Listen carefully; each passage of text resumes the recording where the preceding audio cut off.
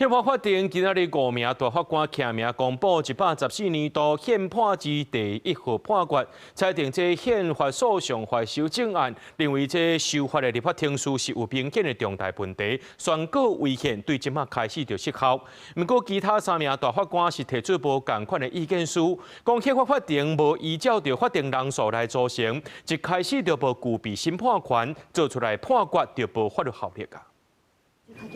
停超过48天，宪法法庭19下晡头一摆复活，做出114年宪判例第1号，对国民党甲民众党2004年底斗阵来修正宪法诉讼法，因为该修法内底关于大法官开会甲判决人数的标准定啊相关，相关条文立法程序明显重大缺失，违背中华民国宪法、正当立法程序，而且违反权力分立原则，当触犯宪法，即日起失效。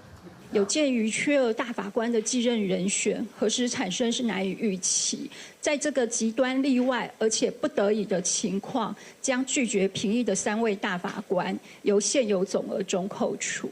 这个判决是5名大法官署名公布的，因为另外3名大法官蔡宗敦、杨惠钦甲朱富美，虽发出公开的法律意见书，无同意这个判决。意见书强调，修正生效的宪诉法明文规定，宪法法庭这项判决必须大法官至少10人，因为即阵在任的大法官只有8个人，依法无从成立宪法法庭。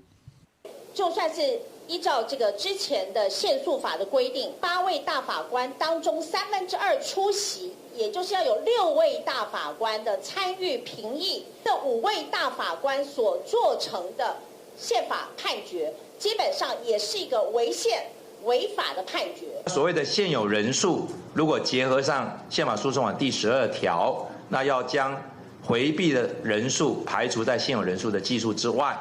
所以呢，现有人数8名，回避3名，所以现有人数的总额为5名。 在野党批评宪法法庭宣判无具有正当性，民进党团是强调有合乎司法进程的规定。违宪的宣告会变得非常的宽，就今天来讲是比较不想看到的，因为你司法没有民主性。你今天如果宣告违宪，然后立法院重新在宪法诉讼法再修有关人数的限制，我现在的宪法法庭一样可以把你否定掉。 学者讲，依照宪法法治国原则，任何国家机关行使权力，拢必须符合法定组织甲权限，司法权更加袂使例外。宪法法庭无法度正常运作现实困境，解决之道应该依照宪法程序补足大法官的缺额。记者综合报道。